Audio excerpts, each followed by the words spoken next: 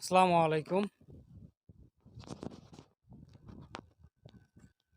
Welcome to my Facebook blog and YouTube channel. আশা করি সবাই ভালো আছেন। সর্বপ্রথম আমি ওয়েলকাম জানাই যারা আমার অডিয়েন্স, যারা আমার ভিডিওগুলো দেখে থাকেন প্রতিনিয়ত এবং কবুতর সম্পর্কে যারা কন্টিনিউ পরামর্শ দিয়ে থাকেন, তাদের প্রতি দোয়া এবং ভালোবাসা জানাই। তো গতকালকে বৃষ্টি ছিল, বৃষ্টির মধ্যে কবুতরগুলোর কি সমস্যা হয়েছিল আমি দেখাইছিলাম। বৃষ্টির মধ্যে দেখা যায় যে ম্যাক্সিমাম ঘরে পানি উঠে যায় এবং বাচ্চাদের সমস্যা হয়।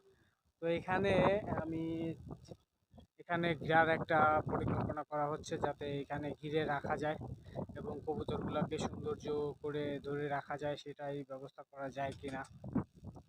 তো কবুতর যারা পালন করেন তারা অবশ্যই এগুলা দেখে শুনে বা করবেন, যাতে কবুতরগুলোকে সুরক্ষা রাখা যায় এবং ভালো রাখা যায়। কবুতরগুলো দেখেন কত সুন্দর স্বাচ্ছন্দ্যবোধের ঘুরে বেড়াচ্ছে খাবার শেষ করে। তো যাতে কবুতরগুলোকে ভালো রাখা যায় এবং সুস্থ রাখা যায়, সেই মাফিকে ঘরগুলো করলে পরে আমার মনে হয় ভালো হয়। আমি চাই আপনারা সেটাই করবেন। দেখেন, কাল কালকের বৃষ্টিতে ঘরটা ভিজে গেছে। এই ঘর, তারপরে এইসব ঘরগুলো ভিজে গেছে। তো যেসব বাচ্চা ছিল, বাচ্চাগুলো অনেকটা ভিজে গেছে।